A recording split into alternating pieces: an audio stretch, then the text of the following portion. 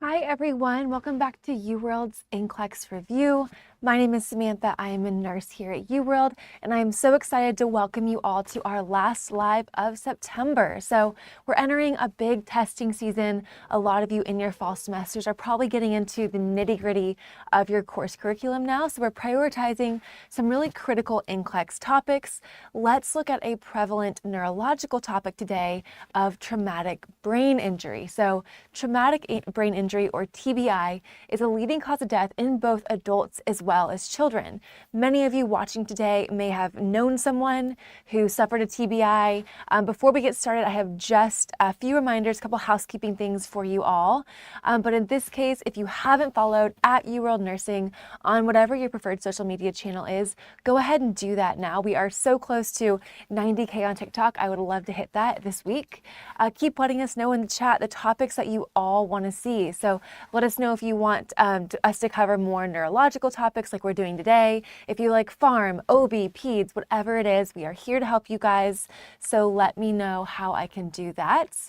This live will be on demand after we're done, so you can always check back in. I think YouTube is the easiest of our channels to search because we have that search functionality. So in case you have to duck out early or maybe kind of jump in and out, you're always able to tune back in as we put it on demand on our YouTube channel. As always, drop your comments, your questions, and of course your answers to today's questions into the chat feature. We have the wonderful nurse Jasmine moderating for us. We're always so excited to hear from you guys. Let's get the chat started by letting us know where everyone is joining from. Who here is an international viewer? Who here is a US viewer? It's always so cool to see just how far and wide UWorld reaches. So let us know where everyone is tuning in from. And I'm seeing a lot of people who want to see priority questions and ECG questions. Those are phenomenal recommendations. We will definitely work that into the schedule. Alrighty, so let's look at our overarching patho behind TBI as I see y'all continue to fill in where you're joining from. So TBI can be open or it can be closed, and that just means it can happen or occur with or without a break to the skull. Open would also be referred to as like a penetrating brain injury, like an object that would penetrate. TBIs can result in either temporary or permanent brain damage. Temporary brain damage would typically result in an altered level of consciousness. This would typically resolve itself, i.e. temporary, and the client would eventually return to a normal level of consciousness. We can also see TBI result in permanent brain damage, unfortunately, which will result in permanent impairments that can be cognitive, physical, or psychosocial. So our different types of brain injury, we'll pull that table up for you guys. There's a couple of different types that I want to make sure that we go over before we jump further into this. So a concussion would be considered a mild TBI in most cases. This usually results from like a mild blow or bump to the head, maybe a fall, maybe a bump on the head. It can produce a brief loss of consciousness, or sometimes it can happen with no loss of consciousness at all. Symptoms typically include headache, dizziness, and sometimes temporary amnesia. A CT scan of a concussion, however, will show no injury to the brain, and our symptoms here typically resolve within about 3 days. Now, moving up this spectrum of acuity here, we're going to move to a contusion. A contusion is a bruise of the brain. Now, this is a focal injury, meaning that it's localized. Symptoms will vary depending on the location in the brain. So if you have a contusion of a speech area of a brain or a language area of the brain, that could affect how you interpret language or how you speak in turn. All right, next is something called a diffuse axonal injury. A lot of times this is also referred to as cerebral edema. So one of the most common cause of a cerebral edema is going to be high-speed motor vehicle collisions. This causes the shearing of the brain's hemisphere because not only do you have that braking force, but then you have that whipping back force too. So this forward and backward is going to cause that shearing of the white matter tracts, which are what connect the right and the left side of the brain together. So why this is so dangerous is because it leads to diffuse brain swelling, and it can result in a severe DAI, or a severe diffuse axonal injury, which can put a client into a coma. This is a very high mortality injury, and if a client does survive, often they're left in a vegetative coma-like state. Skull fracture. Okay, a couple different kinds of skull fracture. I want to make sure we go over our vocabulary terms here. So a linear skull fracture is going to occur across a suture line of the skull. A depressed skull fracture will actually push a piece of that skull inwards towards the brain. Comminuted means the bone that broke shattered into smaller pieces. So we have multiple breaks here. And all three of these fracture types can actually cause damage to the underlying brain tissue, which is a big problem here. Lastly, we have a hematoma, which simply just means bleeding in the brain. It can be epidural or subdural, and we can also have intracerebral bleeding, which is bleeding very deep within that brain tissue. We're going to bookmark these because we will look at them in more depth later. So just put a little bookmark there, and then we will jump back to it later. Monique is asking for a definition of concussion again. Concussion is a mild TBI. It results from a mild blow or bump to the head, and we can see symptoms of headache, dizziness, and amnesia that occur with or without a loss of consciousness. Alrighty, so clinical features of TBI. Our symptoms of TBI typically are due to brain swelling that contributes to increased intracranial pressure or increased ICP. This is going to be kind of the crux about what we talk about today. So increased ICP, we can see symptoms like nausea, vomiting. Increased ICP specifically can actually lead to projectile vomiting, which I will promise you, once you see that in a TBI, you will never forget that as a symptom. We can see worsening headache, increased drowsiness. Clients can become maybe difficult to arouse. They can appear confused. We may even see behavioral changes as this affects a certain area of our brain. So clients can become angry, they can become irritable. We can start to see motor problems such as slurred speech, maybe weakness in the extremities. Sensory disturbances can present themselves like numbness in certain areas. We can also see vision changes, so clients can report blurring, maybe all of a sudden they have a sensitivity to light, and we can also observe pupillary changes upon assessment. This can be dilation or constriction, and we can see it bilaterally, meaning in both eyes, or sometimes it is only unilateral, meaning only in one side. Seizures can also occur with TBI. So we diagnose head injury typically with a CT scan is going to be kind of our gold standard here. But I definitely want to make time to go over basilar skull fracture in depth. So we're going to jump to our skull fracture slide. There are some clinical features unique to clients who suffer from skull fractures, and there's some pretty unique ones too. We're going to see battle sign in a basilar skull fracture. So this is the bruising behind the ear in that mastoid portion of the skull. Clients can present with raccoon eyes, which is exactly what it sounds like if you've ever seen a little raccoon, but that big bruising, the black eyes. And we can also see leaking of CSF, which stands for cerebrospinal fluid. This can leak from the nose, it can leak from the ears. On its own, it is a clear fluid, but due to the underlying trauma of a traumatic brain injury, sometimes it can be pink or red tinged due to blood. A key sign of this is going to be that halo sign, so that circle when we see that clear CSF leak onto a clean gauze.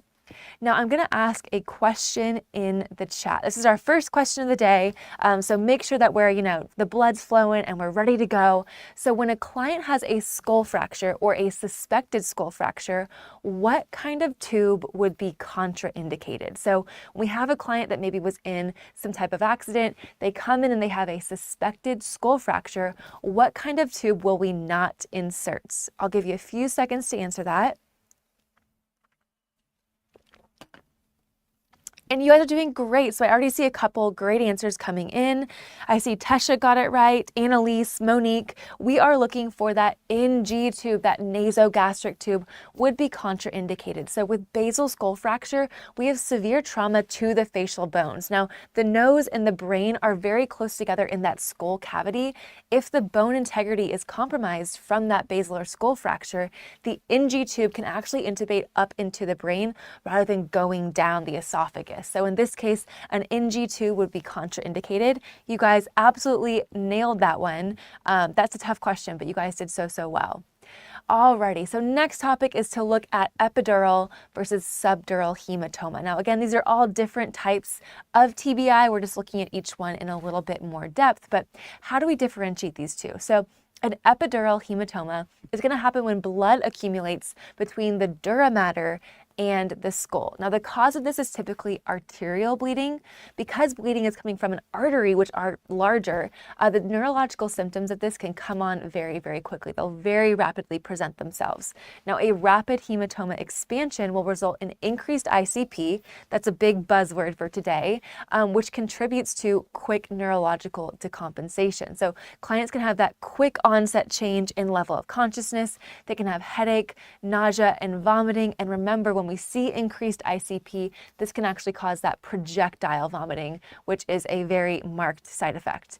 This is a medical emergency. We need to act fast. In most cases, this will require surgical evacuation just because that arterial bleeding can be so quick. These can expand really quickly. Now, a subdural hematoma is a little bit different. This is when blood accumulates between the skull and the brain. It's underneath that dura mater, so we're a little bit deeper here. Now, this is caused by venous tearing and bleeding. An expanding hematoma leads to increased ICP and can eventually result in brain compression.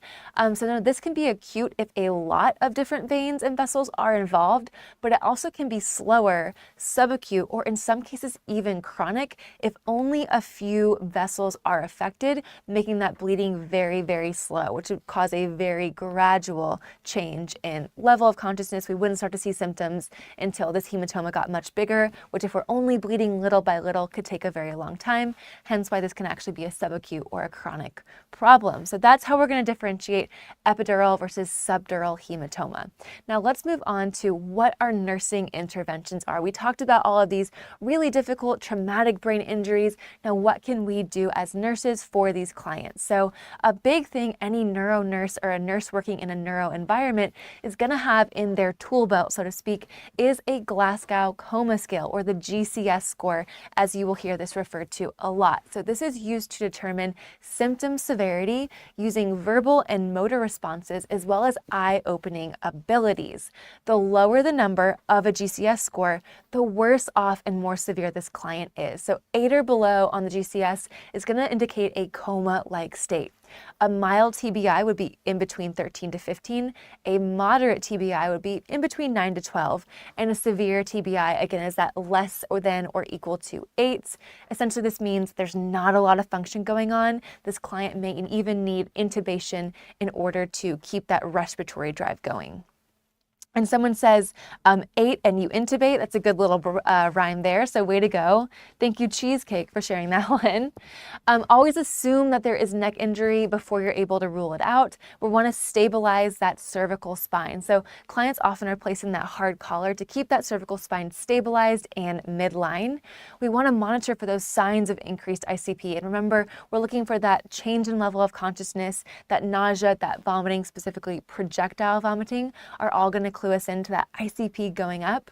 We want to give supplemental oxygen to these clients. We're going to need some IV access to be established. In an ideal world, we're going to get 2 large bores IV. Clients typically with neuro injuries are going to receive a 0.9% sodium chloride. We want to also work to maintain normothermia. So sometimes these brain injuries can disrupt the places of our brain that control homeostasis.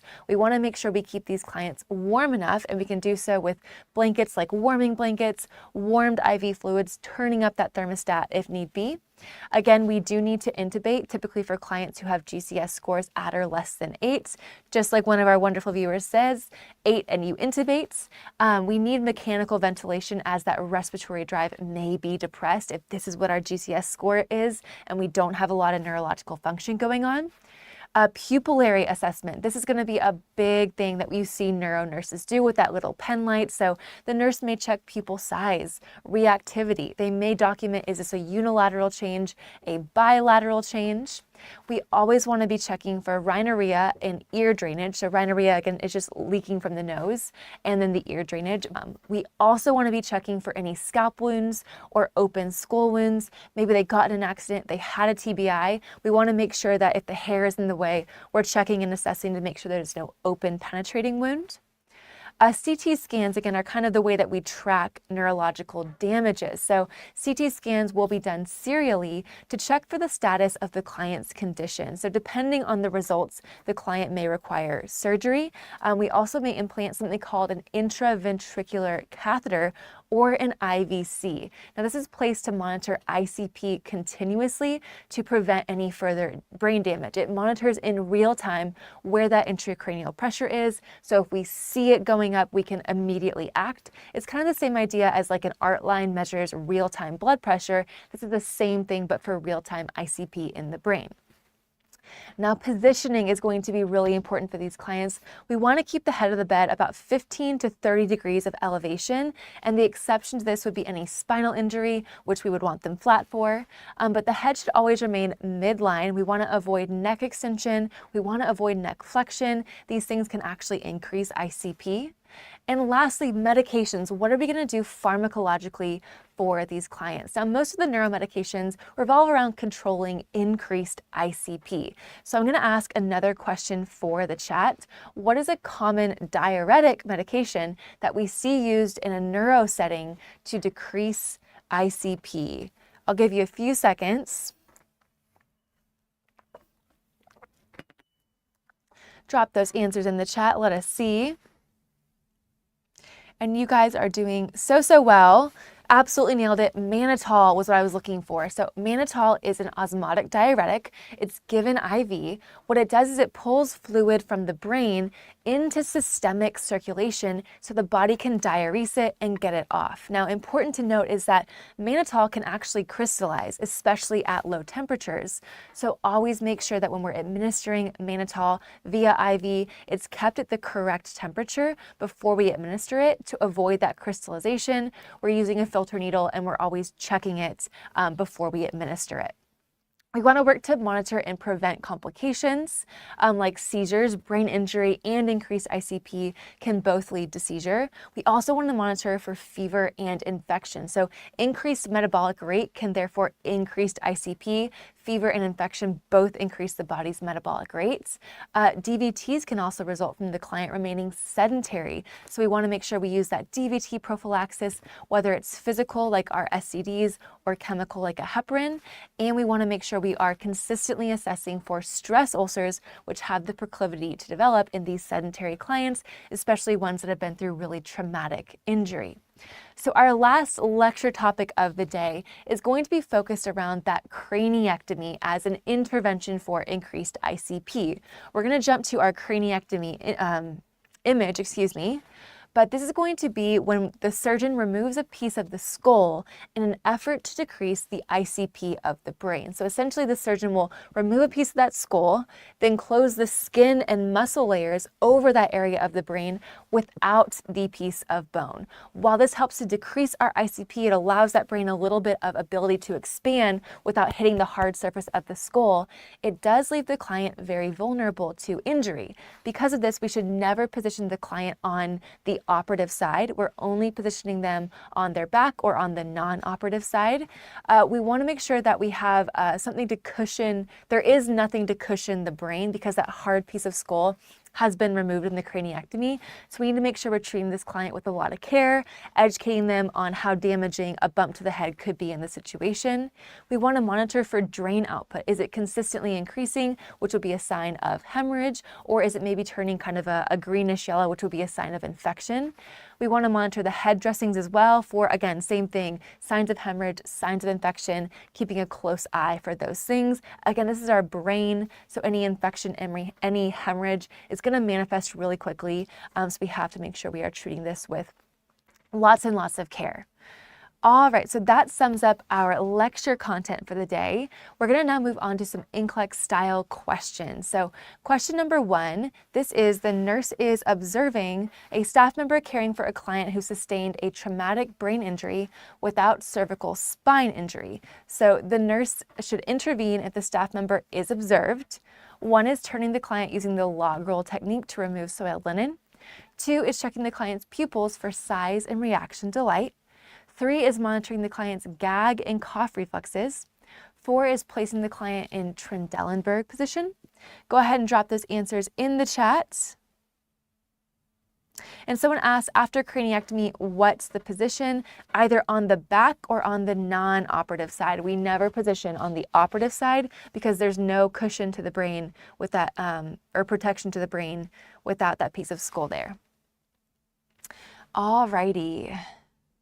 And for anyone who is unaware, we are partnered with the NSNA. So through them, we are having really large presences at their spring and fall conferences. We're going to be going to NSNA in November in Columbus, Ohio, in just a little over a month. So we would love for you to join us there. Maybe a couple of you are local. If you're unable to travel to join us, we also offer virtual webinars. We do 6 a year, the last of which is going to be next Monday, October the 6th. So if you're able to join that, we're going to put out information on our social media. NSNA also has it available on their social media. So please make sure you join that. It's the last one of the year. We're not going to be doing more until early, maybe, end of Q1, beginning of Q2 next year. But we're so looking forward to that. We're going to end it strong for the year and cover some cardio topics. So very exciting. We'll also do exam strategy. 4, which means this is an incorrect action. So Trendelenburg is when the foot of the bed are elevated. So the feet are high, the head is down low. This is not what we want. We want the head of the bed at about 15 to 30 degrees of elevation, so slightly elevated. We want to avoid any extreme flexion or extension of the neck. The head should always be in a midline and neutral position. It can cause hypotension if the client is too upright, and we also always want to adjust the bed very slowly to protect the brain from worsening injuries or quick changes. So again, option 4 was incorrect. We would not want Trendelenburg. We want to keep that 15 to 30 degrees of elevation. 1, 2, and 3 were not our correct answers because they are correct actions that don't require intervention. So we do want to log roll the client. This keeps the head in a neutral position and the whole body in a neutral midline position. We also want to consistently check those pupils. Pupils are going to be a great assessment factor for a neuro nurse. They're a good indicator of brain health. We want to check size, reaction to light. We also want to check if there's unilateral or bilateral change. And lastly, monitoring that gag and cough reflex, also an indicated action. It can help to prevent aspiration too. So option 4 was our correct option because it's going to be our incorrect action that requires intervention. Alrighty, our final question. So the nurses attended a staff education program about seizure precautions. Which of the following statements by the nurse would indicate a correct understanding of the program? Select all that apply. So our options here are: I should ensure there is suction equipment in the client's room. I will document the duration of and the behavior observed during a client's seizure. I should raise the head of the bed during a client seizure to protect the client's airway. I will activate the call light to request assistance if a client is experiencing a seizure. Or lastly, I should insert a tongue depressor in the client's mouth during a seizure to prevent injury to the tongue. This is a SADA, so in this case we have more than one correct option. Go ahead and drop those in the chat.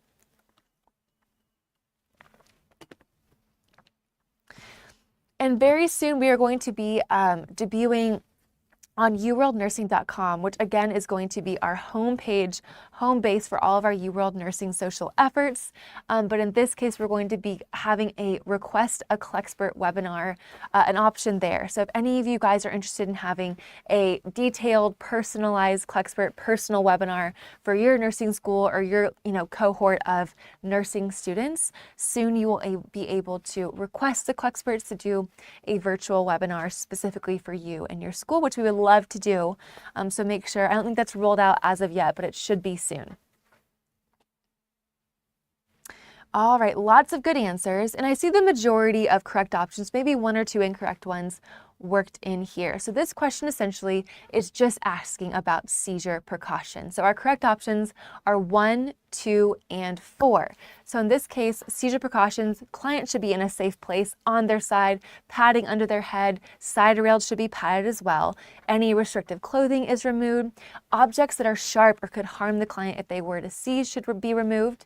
The priority is to stay with the client, call in some help from some friends, record the duration, the characteristics, and the post-ictal phase characteristics of the seizure as well. We need to make sure we document and chart that.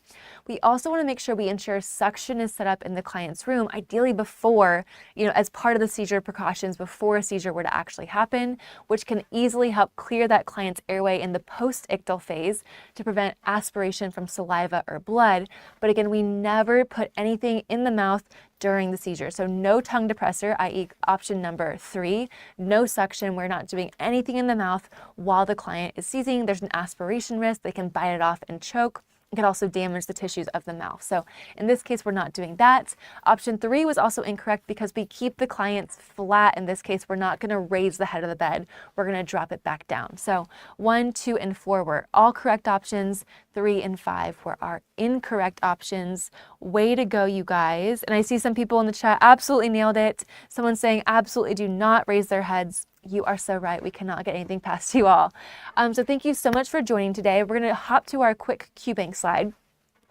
For all of our viewers that are already using UWorld and have already purchased the product, here is exactly how you can get more practice on what we learned about today in our QBank. And for anyone who has not purchased UWorld, here is just one of the many, many ways you're able to personally filter and tailor questions to work on exactly the topics that you want to work on. So go ahead, screenshot it if you need be.